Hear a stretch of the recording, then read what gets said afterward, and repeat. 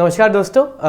मैंने अपने आखिरी लेक्चर में आपको प्लेटो समझाया था, प्लेटो को अब कुछ पार्ट समझाया था आपको, और मैंने कहा था कि मैं नेक्स्ट वीडियो में आपको प्लेटो के बारे में और समझाऊंगा जितना प्लेटो को ख़त्म करूंगा। प्लेटो को ख़त्म करूंगा ऐसे नहीं, प्लेटो के कंसेप्ट को ख़त्म करूंगा। इससे पहले मैं इस प्लेटो के बारे में और प्लेटो के दो थ्योरीज जो हमें पढ़ने हैं और क्रिटिसिज्म पढ़ना है वो मैं आपको बताना शुरू करूँ, उससे पहले मैं आपको ये बता देना चाहता हूँ, मैं आपको फिर से ये बता देना चाहता हूँ कि हमारा जो पेड कोर्स है वो जनवरी से शुरू हो रहा है। 6 जनवरी से पॉलिटिकल साइंस PG Q42 का पेड कोर्स शुरू हो रहा है। हमारा लॉन्च वीडियो भी आपको मिल गया होगा, हमने ऑफिशियली कोर्स को लॉन्च कर दिया है। पेड कोर्स हमारा 6 से शुरू हो रहा है, बिल्कुल ही फाउंडेशनल कोर्स है। आप जो यहाँ अभी देखेंगे वो सिर्फ 30% है जो भी हम पढ़ाएंगे। अगर आपको 70% और पूरा का पूरा कंसेप्चुअल नॉलेज चाहिए तो आप ज़रूर हमें ज्वाइन कीजिए हमारे पेड कोर्स पे, बहुत ही नॉमिनल फीस है। ज़रूर से एग्ज़ामवट चैनल को सब्सक्राइब कर लीजिए, खास करके एग्ज़ामवट PG चैनल को सब्सक्राइब कर लीजिए, बेल आइकन को भी दबा दीजिए। And please also make sure to join our Telegram group. हमारा एक टेलीग्राम ग्रुप है ऑफिशियल, सारे इंपॉर्टेंट लिंक्स अपडेट्स वहीं आते हैं। Make sure to join it. Now Plato का ये हो गया पार्ट 2। पार्ट 1 ऑलरेडी यूट्यूब पे है। पार्ट 1 में मैंने आपको प्लेटो का थ्योरी ऑफ आइडियाज़ बताया था, जस्टिस बताई थी, थ्योरी ऑफ आइडियाज़ और जस्टिस, ये दोनों। आज मैं आपको बताने जा रहा हूँ प्लेटो का थ्योरी ऑफ एजुकेशन और थ्योरी ऑफ कम्युनिज्म। और मेरी तबीयत ज़रा सी बिगड़ी हुई है, तो अगर मैं बीच बीच में खांसूँ तो प्लीज़ डोंट माइंड, क्योंकि आज वो होगा, बट उससे पढ़ाई नहीं रुकनी चाहिए। प्लेटो हमारे हैं प्लेटो के थ्योरी ऑफ कम्युनिज्म पे। प्लेटो का जो क्रिटिसिज्म है वो हम बिल्कुल ही आखिरी में देखेंगे। अभी हम पहले शुरू करेंगे प्लेटो के कम्युनिज्म पे। राइट, एक मिनट। कम्युनिज्म से पहले मैं आपको ज़रा सा एजुकेशन अगर समझा दूं तो वो ज़्यादा अच्छा रहेगा, मुझे लगता है। नाउ हमने लास्ट क्लास आपको बताया था, मैंने बताया था कि प्लेटो जो है वो कहते हैं कि एक डिवीजन ऑफ लेबर होना चाहिए सोसाइटी में। जो फिलोसोफर्स हैं वो रूल करेंगे, जो सोल्जर्स हैं वो अपना सोल्जरिंग का काम करेंगे, and then there will be the artisans. ये है division of labour. And justice is maintaining the balance between the division of labour. लेकिन भैया सवाल ये उठ सकता है कि आपने कह दिया कि ये डिवीजन ऑफ लेबर होगा, लेकिन ये डिवीजन होगा कैसे? How will you divide? आपको पता कैसे चलेगा? How will this division happen? ये डिवीजन होगा कैसे? बहुत इंपॉर्टेंट क्वेश्चन है ये पूछने लायक क्वेश्चन है कि आप कैसे डिवाइड करेंगे, on what basis will you divide? आपने ज़रूर कह दिया कि जिनके अंदर रीज़न है वो फिलोसोफर बनेंगे, जिनके अंदर करेज है वो सोल्जर बनेंगे, जिनके अंदर टेम्परेंस है वो बनेंगे आर्टिसंस। बट ये ज़रूर याद रखिएगा, ये बहुत इम्पोर्टेंट है। विजडम है फिलोसोफर का, करेज है सोल्जर्स का, और जो टेम्परेंस है यानी सेल्फ कंट्रोल वो है आर्टिसंस का। आर्टिसंस को टेम्परेंस क्यों चाहिए? क्योंकि जो आर्टिसंस होते हैं उनमें जो एपेटाइट होती है, एपेटाइट यानी वांट, नीड, हमें एपेटाइट जनरली हम यूज़ करते हैं कि हम भूखे हैं तो we have an appetite, but ये एपेटाइट जनरली यूज़ किया जाता है, I have an appetite for money, मुझे बहुत पैसा चाहिए। तो इन आर्टिसंस के पास ज़्यादा एपेटाइट होती है, इसीलिए इनको सेल्फ कंट्रोल ज़्यादा इंपॉर्टेंट है। इसीलिए the virtue for artist is temperance. मैंने फर्स्ट वीडियो में ये सब कुछ बताया था। अगर आपको मैं अभी जो बता रहा हूँ वो समझ ना आ रहा हो तो वो इसीलिए समझ नहीं आ रहा है क्योंकि मैंने फर्स्ट वीडियो में बताया था और वो इसका कंटिन्यूएशन है, तो उसे आप ज़रूर देख लीजिए। ये प्लेटो ने कह दिया, बढ़िया बात। सवाल ये है कि how will you decide who has reason, who has temperance, who has courage? कैसे डिसाइड होगा वो? यहाँ आता है प्लेटो का थ्योरी ऑफ एजुकेशन। प्लेटो का थ्योरी ऑफ एजुकेशन है वो इसीलिए है ताकि डिसाइड किया जा सके कौन क्या है। प्लेटो के थ्योरी ऑफ एजुकेशन को Jean Jacques Rousseau ROUSSEAU, spelling थोड़ी सी डिफिकल्ट है रूसो की। जीन जैक रूसो के बारे में हम सोशल कॉन्ट्रैक्ट में पढ़ेंगे। जीन जैक रूसो ने प्लेटो के थ्योरी ऑफ एजुकेशन को the best treatise on education कहा था। काफ़ी इंपॉर्टेंट है इसीलिए ये। रूसो का भी एक थ्योरी ऑफ एजुकेशन है जिसके बारे में जब रूसो के बारे में पढ़ेंगे तब मैं बताऊंगा। तो how to select a philosopher, soldier and artisan, इसी का जवाब है थ्योरी ऑफ एजुकेशन। और आप ऐसे कनेक्ट होके पढ़िएगा तो आपको समझ आएगा। आपने अलग से जस्टिस पढ़ लिया, अलग से कम्युनिज्म पढ़ लिया, अलग से आइडिया पढ़ लिया, अलग से एजुकेशन पढ़ लिया प्लेटो का, तो आपको इंटरकनेक्शन नहीं मिलेगा। कनेक्ट करके पढ़ना काफ़ी इंपॉर्टेंट है, क्योंकि तभी आपको लॉजिकल फ्लो अगर आपको पता होगा तो आपको समझने में ज़्यादा दिक्कत नहीं होगी कि प्लेटो का थ्योरी ऑफ एजुकेशन क्यों आया।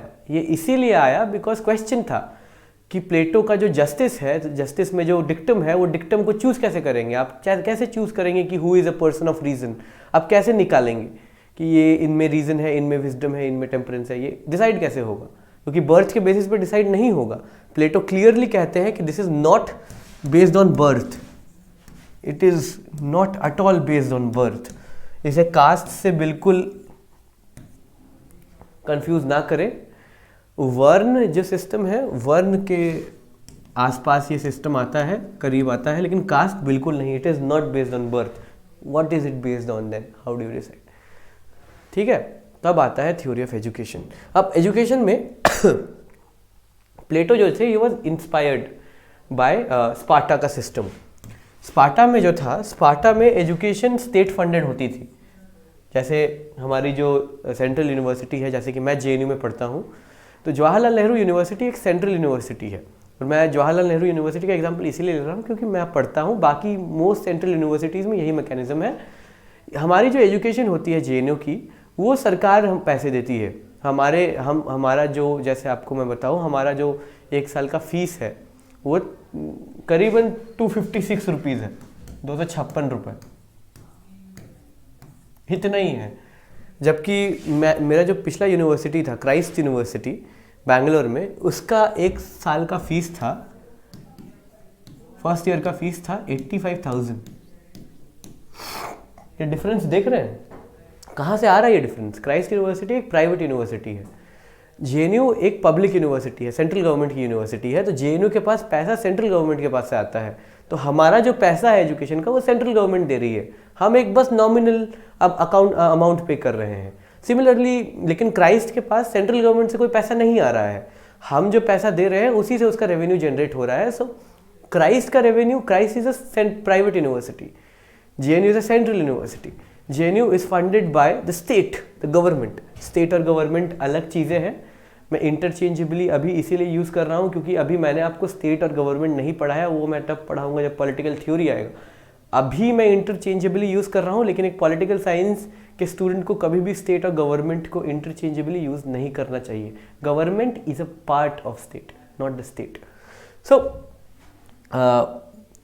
जो स्पार्टा था, स्पार्टा, एथेंस, दो सिटी स्टेट थे। मैंने आपको बताया था पहले लेक्चर में, फाउंडेशन वाले लेक्चर में, इंट्रोडक्शन। Sparta, Athens.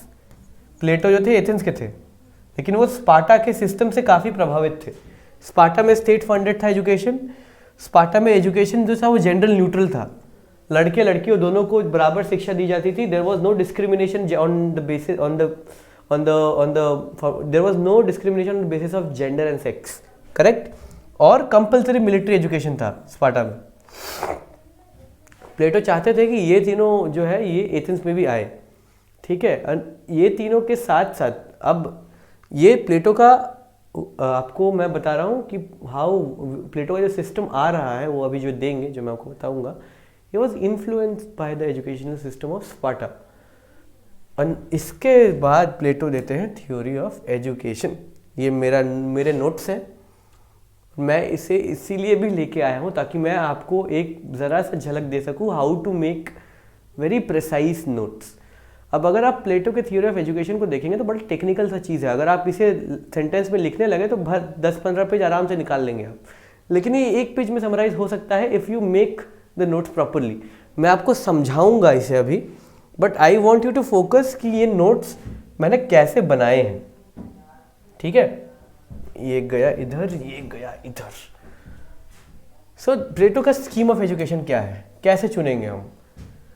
देखिए, स्टेज 1 है, स्टेज 2 है, ये है फर्स्ट फिल्ट्रेशन टेस्ट, ये है सेकंड फिल्ट्रेशन टेस्ट। दो स्टेज है और दो फिल्ट्रेशन, दो टेस्ट है, ठीक है।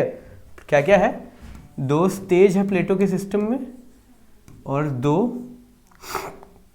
एग्जाम है, फिल्ट्रेशन एग्जाम। अब समझिए, इसे समझने का है नहीं, बड़ा टेक्निकल सा चीज़ है। स्टेज 1 में प्राइमरी एजुकेशन है 0 से 6 ईयर्स तक।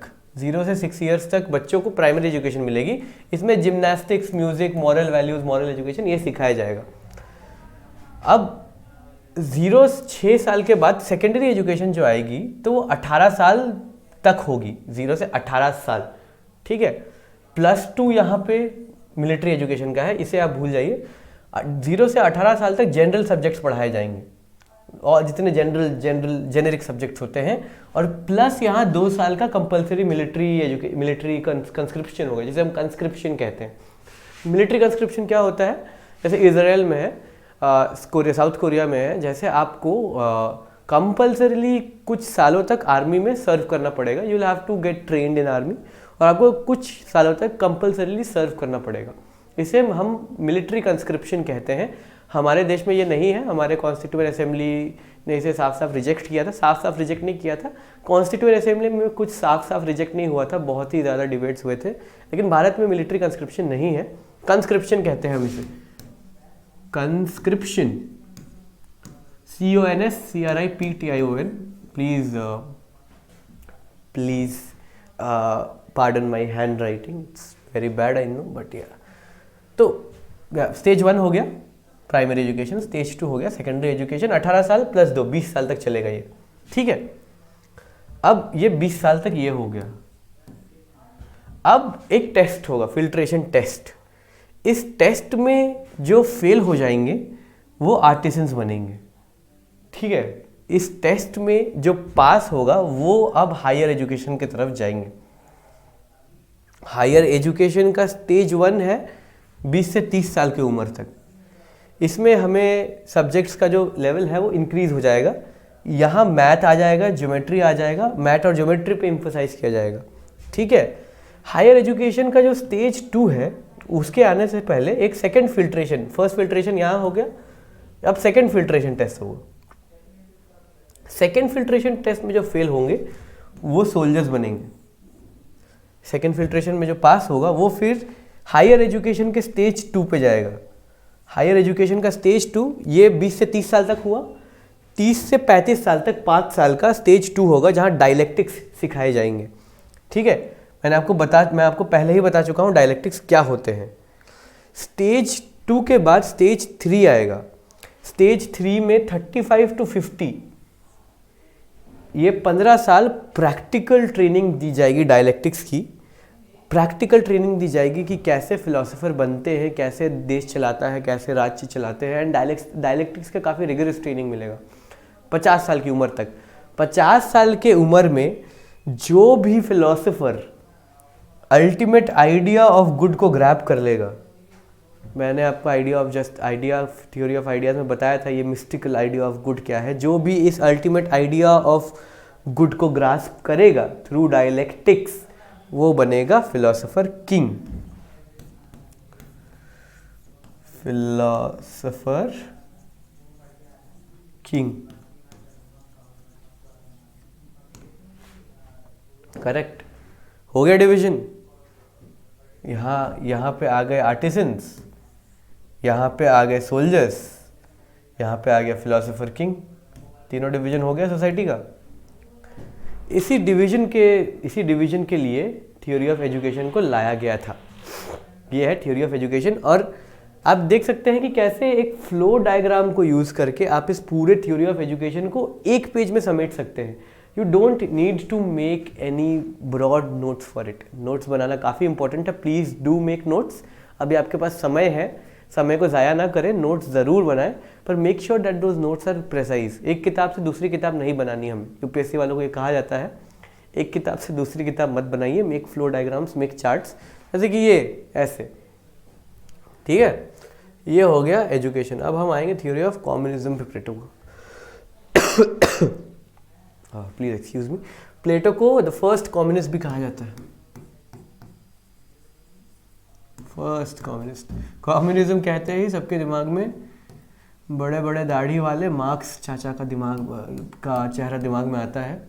कार्ल मार्क्स ऑब्वियसली ही gave the modern conception and theory of communism. No one can take that from him, and it is a very rigorous theory, I must say. But the first theory of communism was given by Plato, and that is a fact, established fact, बहुत interesting fact. That is why Plato also becomes very important. पहला theory of justice Plato का है, पहला theory of communism Plato का है. Plato was the first, also was the first totalitarian, also was the first fascist, also was the first feminist. So Walt Whitman का एक I'm digressing again, I'm digressing a little bit. Walt Whitman was an English writer. Walt Whitman, कभी कभी ये भी पढ़ते रहना चाहिए वरना दिमाग थोड़ा सा खराब हो जाता है। Walt Whitman का एक कोट है कि a man has multitudes, एक इंसान के अंदर मल्टीट्यूड्स होते हैं, काफ़ी सारे इंसान होते हैं। There is no black and white, there are greys. हर इंसान के अंदर राम भी है, रावण भी, the same. A man has multitudes. Plato also had multitudes. Plato को फर्स्ट फेमिनिस्ट भी कहा जाता है, फर्स्ट कम्युनिस्ट भी, फर्स्ट टोटलिटेरियन भी, फर्स्ट थ्योरी ऑफ जस्टिस भी यही दी। So that is important. Now when we come to Plato's theory of communism and wives, we have to ask, पहले तो हाँ, ये गार्डियन क्लास जो है इसको आप भूल जाइए अभी, पहले तो हम फिर इसे कनेक्ट करेंगे। ये आया क्यों? प्लेटो ने जब थ्योरी ऑफ जस्टिस दिया, उन्होंने कहा कि फिलोसोफर किंग जो है रूल करेंगे and the soldiers will protect the country, protect the state. Question आता है, उठता है एक कि how do we keep the guardian class from becoming corrupt? आप करप्शन से कैसे बचाएंगे अपने फिलोसोफर किंग को और अपने गार्डियन और अपने सोल्जर्स को? सोल्जर्स को और फिलोसोफर किंग को साथ गार्डियन क्लास कहा जाता है, फिलोसोफर्स को और सोल्जर्स को। तो आप अपने गार्डियन क्लास को कैसे बचाएंगे करप्शन से?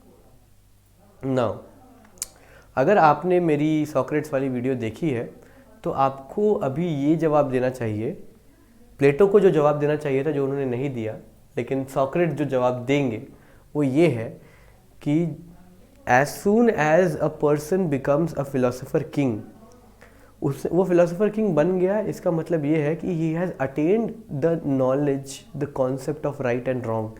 And according to Socrates, if a person has the knowledge of what is right and what is wrong, he can not do the wrong, he will do the right thing. Socrates का principle है ये। प्लेटो Socrates के शिष्य हैं। प्लेटो को ये principle follow करना चाहिए because he is building on the foundation of Socrates. तो प्लेटो को ये कहना चाहिए था इस क्वेश्चन पे कि भैया जो फिलोसोफर किंग है वो जो है वो इनलाइटेंड लोग हैं, वो लोग बुद्धा, गुरु नानक, ये इनलाइटेंड लोग हैं। ये लोग इनको कोई मैकेनिज्म की ज़रूरत नहीं है इन्हें रोकने के लिए, ये पहले ही इनलाइटेंड हैं। They will not become corrupt, they don't want money, they already have attend the enlight nirvana, they have attend the idea of good, the ultimate idea of good, उन्हें कुछ चाहिए ही नहीं और। लेकिन प्लेटो ये कहते नहीं हैं। प्लेटो कहते हैं, Plato doesn't go with the answer Socrates gives. Plato जो है वो डाइग्रेस करके एक सेफ्टी नेट एस्टैब्लिश करते हैं कि मान लो अगर ठीक है, मान लेते हैं ये सब हुआ, फिलोसोफर किंग इनलाइटन वगैरह है, लेकिन हमको करप्शन से बचाना है, तो हम कैसे बचाएंगे? प्लेटो जो है वो कम्युनिज्म का थ्योरी देते हैं। क्या कहते हैं प्लेटो? पहले तो वो कहते हैं कि प्राइवेट प्रॉपर्टी को अबॉलिश कर दो। अबॉलिशन ऑफ प्राइवेट प्रॉपर्टी, ये है गार्डियन क्लास के लिए, गार्डियन क्लास के लिए। हाँ, प्राइवेट प्रॉपर्टी से मतलब, प्राइवेट प्रॉपर्टी का मतलब यहाँ पे सरप्लस है। आप ये मत समझ लीजिएगा कि कुछ भी नहीं रहेगा। राजा के पास महल ही नहीं है, बैठेगा वो, सोएगा कहाँ? कुछ है ही नहीं तो कहाँ रहेगा राजा और कहाँ रहेंगे सोल्जर्स? कुछ तो चाहिए। सरप्लस की बात हो रही है यहाँ पे कि प्राइवेट प्रॉपर्टी माने उनके पास अपना कोई सरप्लस नहीं होगा। They will not have anything of their own as a surplus. Private property abolish करो, अबॉलिश करो फैमिली का सिस्टम को। अब फैमिली का अबॉलिशन और ये जो है बर्थ वाला, रिलेशनशिप वाला, ये जो है ये पूरे के पूरे सबके लिए है, सारे तीनों क्लासेस के लिए। Family, I am so sorry, जैसा कि मैंने आपको कहा आई am not very well today, but या फैमिली का अबॉलिशन। अब फैमिली का अबॉलिशन आप सुनने में काफ़ी आसान लग रहा होगा, पर फैमिली के अबॉलिशन का मतलब क्या होता है? फैमिली का अबॉलिशन मतलब स्टेट में no one is allowed to get married. अगर मैं किसी लड़की से प्यार करता हूँ, I can't get married to her, that is not allowed. Family का कंसेप्ट ही नहीं है। जो स्टेट में जो बच्चे पैदा होंगे, स्टेट विल डिसाइड कि कौन सा मर्द और कौन सी औरत, which man and which women should procreate, and state will decide that. There's no marriage, there's procreation, and the child that is born out of them is taken over by the state. It is taken care by the society, by the state, by the community. There's no concept of parents, there's the society. यही है communism, सब में but गया, सब कुछ सब में, all according to their ability, to all according to their needs. ये है प्लेटो का कम्युनिज्म, और ये बहुत ही ज़्यादा रैडिकल आइडिया है अगर आपको अभी भी समझ नहीं आ रहा हो, क्योंकि जो स्टेट है वो बर्थ को रेगुलेट कर रही है, स्टेट जो है वो फैमिली रेगुलेट कर रही है, स्टेट जो है वो रिलेशनशिप्स को रेगुलेट कर रही है, स्टेट ये रेगुलेट कर रही है कि आप किसके साथ आप संभोग करेंगे, स्टेट ये रेगुलेट कर रही है कि जो बच्चे होंगे उनके साथ क्या होगा। और यहाँ पे एक यूजेनिक्स का कॉन्सेप्ट भी आ जाता है, EUGENICS। यूजेनिक्स का मतलब होता है कि जब स्टेट जो होता है वो ट्राई करता है कि only the people with the best genes come together and procreate, ताकि जो बच्चे हों वो सुप्रीम जीन्स वाले हों। इसे यूजेनिक्स कहा जाता है। Hitler tried to use it, Jews को exterminate the Nordic Aryan race. Hitler wanted to have the pure Nordic Aryan race, and सिर्फ वही लोग प्रोक्रिएट करें so that the children have the supreme gene, whatever that means, because ऐसा कुछ supreme gene है नहीं। अगर आप एवोल्यूशन पढ़ेंगे, एंथ्रोपोलॉजी पढ़ेंगे, तो आपको ये समझ आएगा कि हमारा कब का खून किनके साथ मिक्स हो गया है। नियांडरथल्स के साथ भी हमारा खून मिक्सड है। तो there is nothing called as pure blood. आपको अगर थोड़ा सा और जानना हो तो आप पहले तो अम्बेडकर की एनाइलेशन ऑफ कास्ट पढ़ लीजिए और युवल नोआ हरारी की सेपियंस पढ़ लीजिए। ये दोनों किताबें मेरी बहुत बहुत फेवरेट किताबें हैं।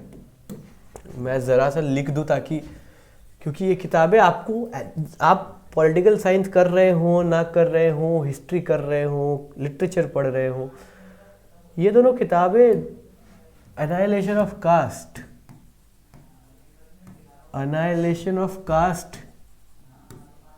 बाय अम्बेडकर और Sapiens by Yuval Noah Harari, ये दोनों किताबें पढ़ लीजिए। एनाइलेशन ऑफ कास्ट तो पतली सी किताब है, सेपियंस ज़रा सी मोटी है, बट इट्स वेरी रीडेबल। आपको समझ आएगा कि ह्यूमंस का इवोल्यूशन कैसे हुआ। अगर मुझे मौका मिला कभी तो मैं सेपियंस पे कभी वीडियो बनाऊंगा, लेकिन सेपियंस एक बहुत ही अच्छी किताब है जो सबको पढ़नी चाहिए। अम्बेडकर की annihilation of caste is a classic. तो ये है प्लेटो का theory of communism. Everything will be controlled, and ये कंट्रोल करने से क्या होगा? पहले अगर आप प्राइवेट प्रॉपर्टी को कंट्रोल कर रहे हैं तो करप्शन नहीं होगा ही नहीं कुछ, तो ना रहेगा बांस, ना बजेगी बांसुरी वाला चक्कर है ये। अगर आप बर्थ को कंट्रोल कर रहे हैं तो नेपोटिज्म नहीं होगा। नेपोटिज्म का तो अभी सबको पता है नेपोटिज्म क्या होता है, मैं इस पर बात नहीं करूँगा ज़्यादा। You know what nepotism is. Sushant Singh Rajput के बाद सबको पता चल चुका है नेपोटिज्म क्या होता है। सो ये दोनों को बचाने के लिए ये थ्योरी ऑफ कम्युनिज्म है, और इसीलिए थ्योरी ऑफ कम्युनिज्म आया प्लेटो का, क्योंकि प्लेटो जो है वो करप्शन से बचाना चाहते थे, नेपोटिज्म से बचाना चाहते थे। ठीक है, फाइनली जो है हम प्लेटो के क्रिटिसिज्म पे आ रहे हैं अब। See, irrespective of how great a person is, you should never defy. D होता है ना, DITY, DT मतलब भगवान, तो DT से ही डीफाई जो भी है वर्ड, डीफाई एक वर्ड बनता है।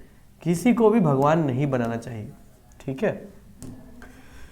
हर थॉट, हर आइडियोलॉजी का खंडन होना चाहिए। Every thinker has to be criticised, every thinker has to be scrutinised, ठीक है। प्लेटो का काफ़ी क्रिटिसिज्म है, मैं कुछ ही बताऊंगा क्योंकि इससे ज़्यादा क्वेश्चंस नहीं आते हैं। नाउ प्लेटो को जो है फादर ऑफ टोटलिटेरियनिज्म कहा गया है। क्यों कहा गया है प्लेटो को फादर, और ये इसे कार्ल पॉपर कहते हैं फिर प्लेटो को फादर ऑफ टोटलिटेरियनिज्म। क्यों कहते हैं Karl Popper father of totalitarianism Plato को? क्योंकि प्लेटो जो है, अब टोटलिटेरियनिज्म मुझे समझाना पड़ेगा, टोटलिटेरियन फिलोसफी क्या होती है। जब मैं आपको पॉलिटिकल आइडियोलॉजी समझाऊंगा तो ये आएगा उसमें, पर टोटलिटेरियनिज्म का मतलब होता है कि जब स्टेट जो है वो टोटल कंट्रोल ले ले, टोटल स्टेट, फिर सिर्फ आप मार्केट कंट्रोल नहीं करेगा, स्टेट आपकी ज़िंदगी को कंट्रोल करेगा, तुम्हारे पर्सनल लाइफ को कंट्रोल करेगा। जॉर्ज ऑरवेल की एक किताब है, सबने पढ़ी होगी, जिसने नहीं पढ़ी वो पढ़ लो, 1984। अरे यार 1984 टोटलिटेरियनिज्म अगर समझना है ना तो 1984 जॉर्ज ऑरवेल की पढ़ लीजिए, बहुत सुंदर किताब है। यही जॉर्ज ऑरवेल जो डिस्क्राइब करते हैं इस किताब में, जिस स्टेट को डिस्क्राइब करते हैं वही एक टोटलिटेरियन स्टेट है। It's extreme example of a totalitarian state. Totalitarian state जो है हिटलर का जो नाजी जर्मनी या थर्ड राइक या फिर मुसोलिनी का Italy, they were totalitarian. Stalin का रशिया या USSR, they were totalitarian because they wanted to control the personal lives of the people. Totalitarianism और अथॉरिटेरियनिज्म में ये फ़र्क होता है जो मैं आपको कभी समझाऊंगा, लेकिन आप जैसे देख रहे हैं प्लेटो का जो स्टेट है वो सब कुछ कंट्रोल कर रहा है, आपकी पर्सनल ज़िंदगी कंट्रोल कर रहा है, इसीलिए and that is not good. Liberty कहाँ है? लिबर्टी का कोई नामो निशान नहीं है प्लेटो में, डेमोक्रेसी का कोई नामो निशान नहीं है प्लेटो में। इसी को प्लेटो को फादर ऑफ टोटलिटेरियनिज्म कहा गया है। प्लेटो को फादर ऑफ फासिज्म भी कहा गया है, जो आपको अब समझ में आ ही गया हो। प्लेटो का और हिटलर का थॉट देखिएगा तो बिल्कुल ही सिमिलर है। Fascism is nothing but a form of totalitarianism, ठीक है। फासिज्म एक टोटलिटेरियनिज्म का ही एक फॉर्म है, जो कि फासिज्म एक्चुअली इटली से निकला था, मुसोलिनी से आया था। तो प्लेटो को फर्स्ट फासिस्ट कहा जाता है because again he is controlling everything. And Plato को एनिमी ऑफ ओपन सोसाइटी जो है, एक किताब है enemies of open society IES, जो कार्ल पॉपर ने लिखी है। कार्ल पॉपर जो है इसमें प्लेटो को और 2-3 थिंकर्स को, मुझे नाम नहीं याद आ रहा है, शायद मार्क्स और रूसो हैं, उनको जो है कार्ल पॉपर बोलते हैं एनिमीज ऑफ ओपन सोसाइटी, क्योंकि ये लोग जो है लिबर्टी के लिए ज़रा सा भी स्कोप नहीं छोड़ते। प्लेटो का जो फिलोसोफर किंग है, पीके बोलते हैं हम इसे शॉर्ट में, फिलोसोफर किंग है, ही इज़ ऑल पावरफुल, आप इन्हें क्वेश्चन नहीं कर सकते। इनकी जो अथॉरिटी है it is supreme. Why? Because he has grasped the ideal good. तो ही इज़ अनक्वेश्चनेबल। आप क्वेश्चन कर ही नहीं, एब्सोल्यूट टिरनी है ये, एब्सोल्यूट टिरनी है ये, अनक्वेश्चनेबल है ये। तो ये अनक्वेश्चनेबल किंग का जो आ गया कंसेप्ट, तो फिर लिबर्टी तो चली गई। लिबर्टी तो है ही नहीं, डेमोक्रेसी है ही नहीं, प्रॉपर टिरनी है ये, कोई आगे पीछे नहीं है, प्रॉपर टिरनी की बात करते प्लेटो। एंड प्लेटो का इसीलिए भी कार्ल पॉपर कहते हैं because he is an enemy of open society, क्योंकि कोई स्कोप ही नहीं है लिबर्टी का। इन्हें इसका खंडन करेंगे एरिस्टोटल आके, जब मैं एरिस्टोटल आपको समझाऊंगा।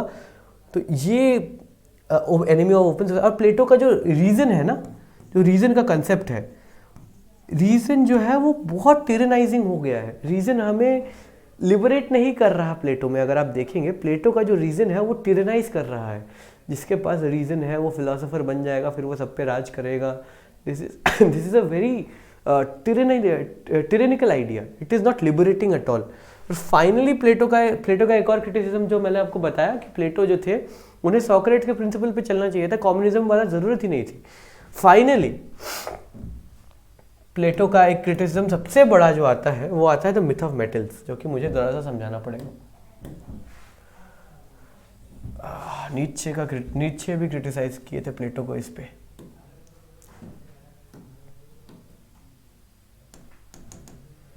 करेक्ट। नाउ क्वेश्चन करते हैं एक पहले। प्लेटो ने सोसाइटी को डिवाइड कर दिया, डिवीजन ऑफ लेबर हो गया। अब क्वेश्चन ये है कि अगर सोसाइटी का डिवीजन ऑफ लेबर हो गया, how will you make sure that the soldiers and the artisans do not revolt against the philosophers? आप ये मेक श्योर कैसे करेंगे? अब प्लेटो जो है वो इसे श्योर करने के लिए, इस सिस्टम को बनाए रखने के लिए एक नोबल लाई कहते हैं, हम इसे कहते हैं नोबल लाई। झूठ बोलते हैं प्लेटो एक, मिथ बताते हैं हमें प्लेटो। इसे कहते हैं मिथ ऑफ मेटल्स। प्लेटो कहते हैं कि भगवान ने जो दुनिया बनाई है, भगवान ने एक ही सॉइल से सबका सोल बनाया है, लेकिन किसी के सोल में गोल्ड है, किसी के सोल में सिल्वर है, किसी के सोल में ब्रॉन्ज है। जिसके सोल में गोल्ड है उसके पास रीज़न आएगा, जिसके पास सिल्वर है उसके पास आएगा विजडम, जिसके पास ब्रॉन्ज है उसके पास आएगा टेम्परेंस। और इसीलिए because of this divine sanction, बने सब एक ही सॉइल से हैं लेकिन सब में मेटल्स अलग अलग हैं। दैट इज़ वाई ये myth of, that is why revolt नहीं होना चाहिए। That is how the system is maintained. This entire system of Plato, this entire division of labour is held together by a lie. A lie is injustice. Friedrich Nietzsche का एक criticism आता है। Friedrich Nietzsche बहुत ही famous नाम है, political science के पूरे syllabus में कहीं नहीं मिलेगा आपको नीत्शे। आप जब मास्टर्स पढ़ेंगे तब शायद आपको मिल जाए। फ्रीडरिक नीत्शे, NIETZSCHE, इनका क्रिटिसिज्म आता है। ये कहते हैं प्लेटो को कि how can a system of justice be held together by injustice, क्योंकि ये झूठ तो इनजस्टिस है भैया। जस्टिस तो है maintaining balance, reason, ideal, good forms. आप झूठ बोल के ये पूरे सिस्टम को आप मेंटेन कर रहे हो। How is this justice? Plato तो ये नीचे का बहुत बड़ा क्रिटिसिज्म है प्लेटो का, और इस क्रिटिसिज्म को सफ़र करना मुश्किल है, क्योंकि आप खुद ही सोचिए इतना बड़ा जो सिस्टम है ये स्टैंड कर रहा है, इसे होल्ड कर रहा है एक pin which is a lie. So this is the, I feel that this is the biggest criticism of plateaus theory, क्योंकि पूरा रैशनल के बाद लास्ट में एक मेटाफिजिकल चीज़ आ जा रहा है विच इज़ नॉट जस्टिफाइड। ठीक है, तो दोस्तों ये प्लेटो का मैंने ये पूरा का पूरा प्लेटो का सारा थ्योरीज मैंने कवर कर लिया। 2 वीडियोस लगे। मुझे लगता है एरिस्टोटल में भी 2 वीडियोस लगेंगे, क्योंकि प्लेटो एंड एरिस्टोटल जो है वो ज़्यादा वो बेस बनाते हैं। एंड एरिस्टोटल तो मैं बताऊंगा आपको किसी और वीडियो में। एरिस्टोटल तो इंट्रोडक्शन में ज़रा सा दूंगा कि एरिस्टोटल के पास और थ्योरीज हैं। एरिस्टोटल का थ्योरी ऑफ सिटीजनशिप है, थ्योरी ऑफ कॉन्स्टिट्यूशन है, थ्योरी ऑफ प्रॉपर्टी है, काफ़ी थ्योरीज है एरिस्टोटल की। और एरिस्टोटल का क्रिटिसिज्म, एरिस्टोटल प्लेटो का क्रिटिसिज्म भी करेंगे, तो जब वो एरिस्टोटल को मैं पढ़ाऊंगा तब आएगा। प्लेटो का लास्ट में एक किताब आई थी लॉज करके। एरिस्टोटल ने जब प्लेटो को क्रिटिसाइज किया ये कहते हुए कि एक इंसान सब कुछ नहीं कर सकता, you can not give the authority of the entire state in the hand of one person, तब प्लेटो ने बहुत बाद में अपना स्टांस चेंज करके ये कहा था कि हाँ रूल ऑफ लॉ होना चाहिए। ये बुक ये इस किताब में ही कहा, रूल ऑफ लॉ होना चाहिए, रूल ऑफ फिलोसोफर किंग नहीं होना चाहिए। फिलोसोफर किंग की जगह rule of, because laws are more, laws के काफ़ी जस्टिफिकेशंस है ना। Laws first of all they are not tyrannizing. Laws के पास जो लॉज बनते हैं they have the experience and wisdom of a lot of people and a lot of ages. तो Aristotle actually changes Plato's mind, and last में Plato का कहते भी हैं प्लेटो कि रूल ऑफ लॉ होना चाहिए, बहुत बाद में एक किताब में जिसका नाम if I am not wrong laws है। तो ये था पूरा का पूरा प्लेटो। नेक्स्ट लेक्चर होगी एरिस्टोटल की। एरिस्टोटल पढ़ने से पहले I would urge you all to एक बार read Plato from wherever you are reading it. Gauba से पढ़ सकते हैं, या फिर मैंने आपको किताब सजेस्ट की थी नेल्सन की, ब्रायन नेल्सन की, वो किताब काफ़ी अच्छी है, वो आपको PDF ही मिलेगी। ऐसे तो काफ़ी महंगी किताब है, ब्रायन नेल्सन की PDF मिल जाएगी। एक बार प्लेटो को उससे पढ़ लीजिए, आपको काफ़ी समझ में आएगा अगर आपने ढंग से इसे सुना होगा तो दोस्तों ये था प्लेटो। मैं आपको फिर से बता दूं कि हमारा जो पेड कोर्स है वो 6 जनवरी से हम शुरू कर रहे हैं। मैं ही पढ़ाऊँगा, अंचल पढ़ाएंगी हमारे साथ। आप उसे ज़रूर ज्वाइन करें, you will get more foundational concepts, और ये आपको ज़रूर मदद करेगा to crack the upcoming CUET जिसके डेट्स आ चुके हैं। PG आप एग्ज़ाम वर्ट के चैनल, खास करके एग्ज़ाम वर्ट PG को ज़रूर सब्सक्राइब कर ले, because most all of these videos which are related to CUET PG will come on that channel. आप हमारे टेलीग्राम ग्रुप को भी ज़रूर से ज्वाइन कर ले, बिकॉज उसमें इंपॉर्टेंट लिंक्स वगैरह आएंगे। अगले वीडियो में आपसे मुलाकात होगी। धन्यवाद।